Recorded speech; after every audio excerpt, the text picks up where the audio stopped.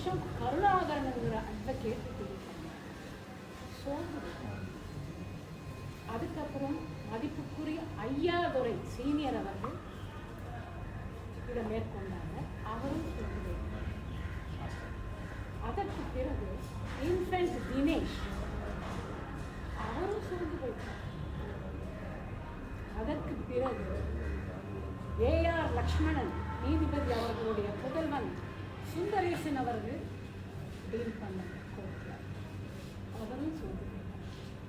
இப்போ ஃபைனலாக senior most advocate Raghavachari அவர்கள் டீல் பண்ணி அவரும் ரொம்ப வெக்ஸ் ஆகி போன மாதம்தான் அந்த ஆர்டர் டிஸ்மிஸ் ஆச்சு. பல முறை நான் இதை முதல்வர் அவர்களுக்கு நேரில் சொல்லணும் அப்படின்னு நான் பிரயத்னம் பண்ணேன்.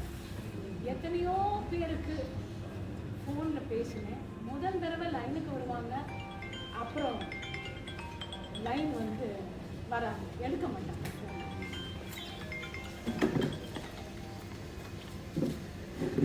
அதே மாதிரி மெயில் அனுப்ப சொன்னாங்க சிஎம் செல்லுக்கு.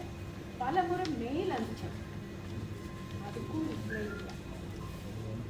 அப்போ என் மனசில் தோணுச்சு, முதல்வர் அவர்களுடைய நோட்டீஸ்க்கு இந்த சமாச்சாரம் எழுதலாம் அப்படின்னு எனக்கு தோணுச்சு.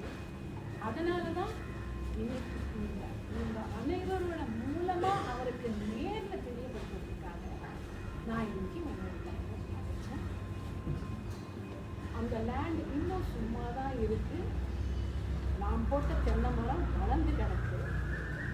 முதல்வர் அவர்கள் எத்தனையோ ஸ்கீம்ஸ் இன்னைக்கு பண்ணி முதியோருக்கு, திறனாளிகளுக்கு, பெண்களுக்கு எத்தனையோ உதவிகள் செய்கிறாரு. எல்லாரும் நல்லா வாழ்றாங்க, சந்தோஷமா இருப்பாங்க. இதுபோல இந்த விஷயத்தை அவர் மனதில் கொண்டு இந்த நிலத்தை, சொத்தை, இதனால எனக்கு நிறைய மன உளைச்சல், வேதனைப்பட்டிருக்கேன், தூக்கம் இல்லாம கஷ்டப்பட்டேன். என் தாயார் இதுக்கு ஒரு சென்டிமெண்ட் வேல்யூ இருக்கு. அஞ்சுகம் பிக்சர்ஸ், முதல்வர் அவர்களுடைய பேனர் அஞ்சுகம் பிக்சர்ஸ்ல வண்டிக்காரன் மகன் பூக்காரிங்கிற 2 படம் நான் வெற்றிகரமான படத்தை நடிச்சேன்.